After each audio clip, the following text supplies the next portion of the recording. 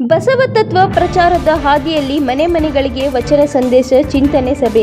ಕಂಪ್ಲಿ ಶಿಕ್ಷಕರಾದ ಶ್ರೀಮತಿ ಪ್ರಭಾವತಿ ಮುದುಕಪ್ಪ ನೆಲಜೇರಿ ಇವರ ಮನೆಯಲ್ಲಿ ಆಯೋಜಿಸಿದ್ದ ಕಾರ್ಯಕ್ರಮದಲ್ಲಿ ಬಸವಣ್ಣನವರ ತತ್ವಗಳ ಕುರಿತು ವಚನ ಚಿಂತನ. ಇವನಾರವ ಎಂದೆನಿಸಿದರಯ್ಯ, ಇವನಮ್ಮವ ಎಂದೆನಿಸಿರಯ್ಯ ಎನ್ನುವ ಬಸವಣ್ಣನವರ ಅನೇಕ ವಚನಗಳ ಬಗ್ಗೆ ವಿವರಣೆ ಹಾಗೂ ಚಿಂತನೆ ನಡೆಯಿತು.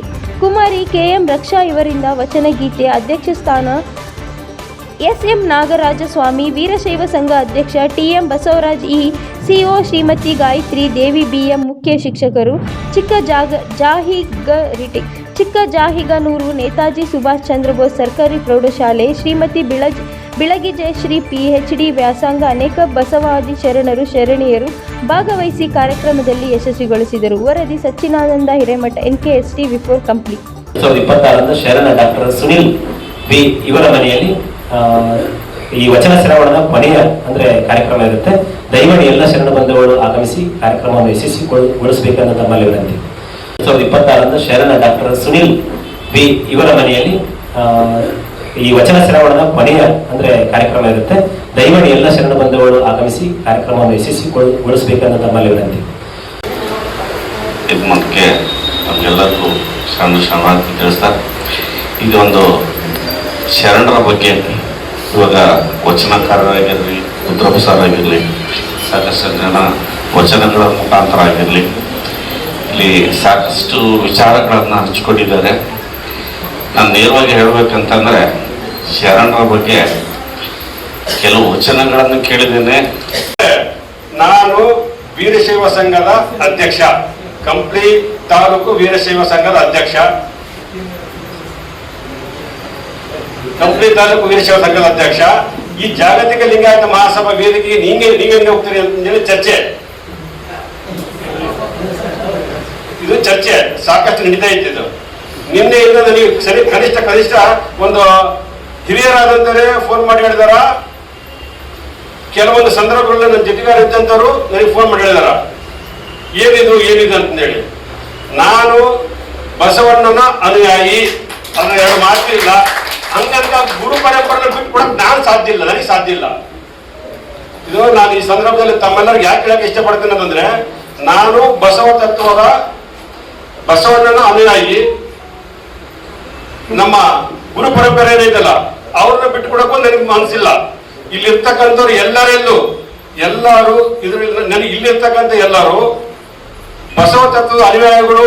ಜೊತೆಗೆ ನಮ್ಮ ಮನೆಯಲ್ಲಿ ನಮ್ಮ ಜಗಲಿ ಮೇಲೆ ನಾವು ಇಟ್ಟಂತ ದೇವರು ಬಸವಣ್ಣನ ಆಗಿದ್ರೆ ಮಾತ್ರ ಅವರು ಬಸವ ತತ್ವದ ಅನುಯಾಯಿಗಳು.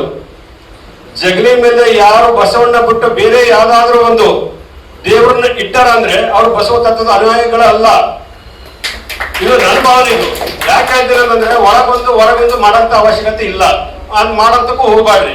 ನಾನು ನಮ್ಮ ಮನೆಯಲ್ಲಿ ನಮ್ಮ ಮನೆ ದೇವರ ಜೊತೆಗೆ ಬಸವಣ್ಣ ನನಗೆ ಗುರುಗಳು, ನಾನು ಒಪ್ಪಿಗೆ.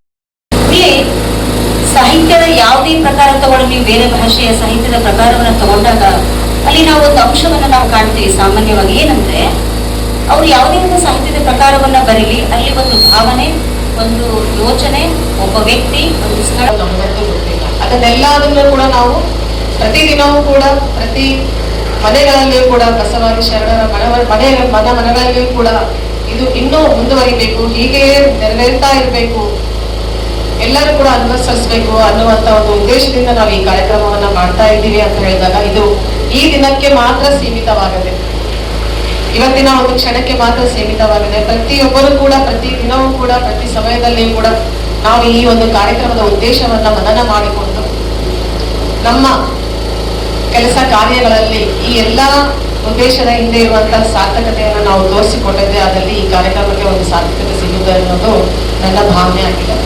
ಇನ್ನು ಬಂದಂತಹ ಕೃತಿಗಳ ಬಗ್ಗೆ ಪರಿಚಯಾತ್ಮಕವಾಗಿ, ಇದು ಕೇವಲ ಪರಿಚಯಾತ್ಮಕವಾಗಿ ಮಾತ್ರ ನಾನಿವತ್ತು ಮಾತಾಡ್ತಾ ಇದ್ದೇನೆ. ಯಾಕಂದ್ರೆ ಶರಣ ಸಾಹಿತ್ಯ ಹಿನ್ನೆಲೆಯಲ್ಲಿ ಬಂದಂತಹ ಕೃತಿಗಳನ್ನ ಅಥವಾ ಸಾಹಿತ್ಯ ಕೃತಿಗಳನ್ನ ನಾವು ಚರ್ಚೆ ಮಾಡ್ತಾ ಹೊರಟ್ರೆ ಒಂದೊಂದು ದಿನ ಸಾಲದು, ಒಂದೊಂದು ದಿನನೂ ಒಂದೊಂದು ಕೃತಿಯ ಬಗ್ಗೆ ನಾವು ಕೋಟಿ ಜನರ ಏಳಿಗೆಗಾಗಿ ಬದುಕಿದವರನ್ನು ಒಬ್ಬರನ್ನು ಕಾಣನೆಯ ಸಾಶಿರಾಜೇಶ್ವರ ಎನ್ನುವ ನಮ್ಮ ವಾಮದೇವ ಶ್ರೀಗಳ ಆಧುನಿಕ ವಚನದೊಂದಿಗೆ ಪ್ರಥಮದಲ್ಲಿ ಬಸವಾದಿ ಶಿವಶರಣರನ್ನ ಋನ್ಮಂದಿರದಲ್ಲಿ ಸ್ಮರಿಸಿಕೊಳ್ಳುತ್ತಾ ಮನೆ ಮನಗಳಿಗೆ ವಚನ ಸಂದೇಶವನ್ನ ಸಾರುವಂತಹ ವಚನ ಶ್ರವಣ 2026 ಕಾರ್ಯಕ್ರಮವನ್ನ ಜಾಗತಿಕ ಲಿಂಗಾಯತ ಮಹಾಸಭಾ ಕಂಪ್ಲಿ ರಾಷ್ಟ್ರೀಯ ಬಸವದಳ ಘಟಕದಿಂದ ಹಮ್ಮಿಕೊಂಡಿದ್ದು ಈ ಕಾರ್ಯಕ್ರಮ ಹೇಗೆ ಬಣ್ಣಿಸಲಿ ಬಸವ ನಿನ್ನ ಘನ ನಿಲುವ